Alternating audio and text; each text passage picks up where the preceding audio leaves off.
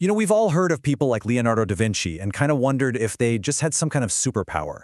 But what if becoming a modern-day polymath isn't about genetics at all? What if it's about following a specific and frankly pretty counterintuitive blueprint? Well, today we're not just going to talk about that blueprint. We're going to build it together step by step.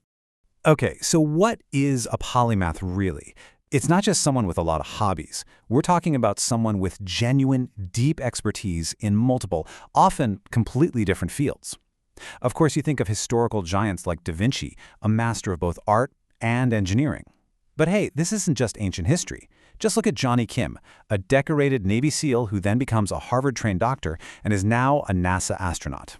This is not a myth. It's happening right now. And this, right here, is a crucial distinction that most people completely miss. A polymath achieves real, actual mastery. A dabbler, on the other hand, just collects hobbies. They get a little surface-level knowledge here and there, but never, ever go deep. Understanding this difference from the get-go is the absolute key to avoiding the dabbler's trap. And this is where things get really interesting. You know all that common advice you hear? Just read widely, be curious, connect ideas. Turns out, it's actually terrible advice. Our brains are wired to keep things in neat little boxes. They don't just automatically connect ideas from different fields. Following that advice is a direct path to becoming a dabbler, not a polymath. So, here's our game plan for today. We're going to dismantle the whole polymath myth. We'll get into why going deep before you go wide is so critical. We'll learn how to deliberately connect different fields. Then we'll uncover the surprising power of failure. And finally, we'll put it all together into your own personal polymath blueprint. All right, our first principle completely flips the common advice on its head. Depth before width. This explains exactly why spending a couple of months on guitar, then switching to Spanish, then hopping over to graphic design, yeah, it's a trap, and it leads pretty much nowhere. You see, real expertise isn't about memorizing a bunch of facts. It's about building these incredibly intricate mental patterns. A chess grandmaster doesn't calculate every single move. No way. They just recognize thousands of patterns on the board instantly. A great programmer can look at a single line of boogie code and just intuitively know what's wrong. That's what mastery actually feels like.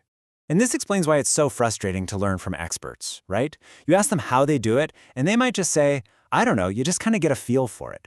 They're not trying to be unhelpful. It's just that their expertise has become so deep, it's pure intuition, a sense of knowing that's built on thousands of hours, and it's almost impossible to put back into simple words.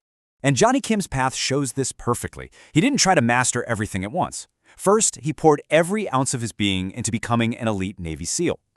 Then, he leveraged that foundation, that incredible discipline, the ability to learn under extreme pressure, to go and master medicine. And finally, he combined both of those skill sets to excel as an astronaut. You see, it's not about doing it all at once, it's sequential mastery. So here's the crucial takeaway. Going deep in one field first actually makes you learn your next field faster. A lot faster, actually. About 40% faster. Why? Because you've already learned what mastery feels like. You know how to build that intuition, how to spot the patterns, and how to push through the really hard parts. You've basically learned how to learn. Okay, so once you've built that deep foundation in one field, then you can start building outwards. But this isn't random. Connecting your different skills requires a very deliberate strategy. It's what you might call the polymath's secret weapon. To really get this, let's look at this fascinating study from 3M, the Post-it note company. They wanted to figure out who their best, most breakthrough inventors really were. So they analyzed every patent, every inventor, and the results, well, they were not what anyone expected. They found their inventors pretty much fell into three groups. First, you had the specialists. These were brilliant minds with super deep knowledge in one narrow little area. They made impressive tech, but it often solved problems that no customer actually had. Then you had the generalists, who knew a little about a lot. They had great ideas, but they couldn't execute them. But the breakthroughs, the big innovations that were both brilliant and made money, came from a third group, the polymaths, the ones who had both deep expertise in a core area and a broad understanding of many others.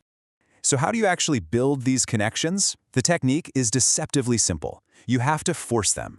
The next time you learn a big concept, let's say feedback loops, don't just leave it in its little box. Actively go out and hunt for that same pattern in totally different fields. What does a feedback loop look like in business? What about in climate science? In machine learning? Then, and this is the critical part, write down why the underlying pattern is the same. That's the exercise that builds those unique mental bridges that define a polymath. So, we have our foundation of depth, and we have a strategy for connecting ideas. But our third pillar is the most unintuitive one of all. It's about learning how to use failure as a deliberate tool to accelerate your learning. Let me ask you a question that's going to sound completely backwards. What if the most effective way to learn something is to try and fail at it before anyone ever teaches you how to do it? I know, it sounds crazy, but the science behind this is crystal clear. This concept is called productive failure. A massive analysis of 53 different studies found that students who were forced to struggle with tough problems before they were taught the solutions actually performed about 13% better on tests than the students who just studied normally. And that advantage stuck around for weeks.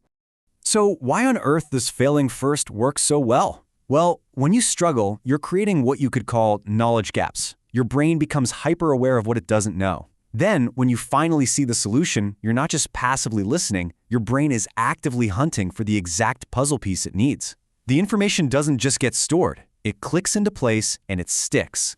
And it gets even more extreme. One study showed that students who took a practice test on material before they had even seen it performed an astonishing 49% better than students who studied the normal way. Just attempting to answer questions about something you don't know yet primes your brain to learn it incredibly effectively. This whole effect comes from a category of learning tools called desirable difficulties. And here are 3 you can use immediately. First, interleaving. Instead of practicing just one skill at a time, mix a few different ones into a single session. Second, spacing. Ditch the cramming and spread your learning out over days or weeks. And third, pre-testing. Always try to solve the problem yourself before you even look at the solution. Okay, we've explored depth, connections, and the power of failure. Now, let's put all these ideas together into a single, actionable blueprint. Here it is, the 3-step Polymath Blueprint. Step 1, go deep first. Build a real foundation in one field so you learn how to learn. Step 2, use comparison. Actively force connections between different domains to build those innovative mental bridges. And step 3, embrace struggling. Use failure as a tool to prime your brain, which makes learning faster and way more permanent.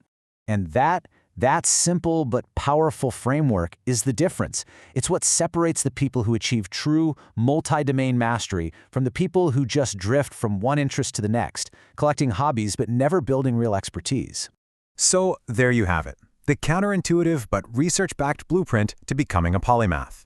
The only question left is the one that starts the entire journey. You have the blueprint. What will you master first?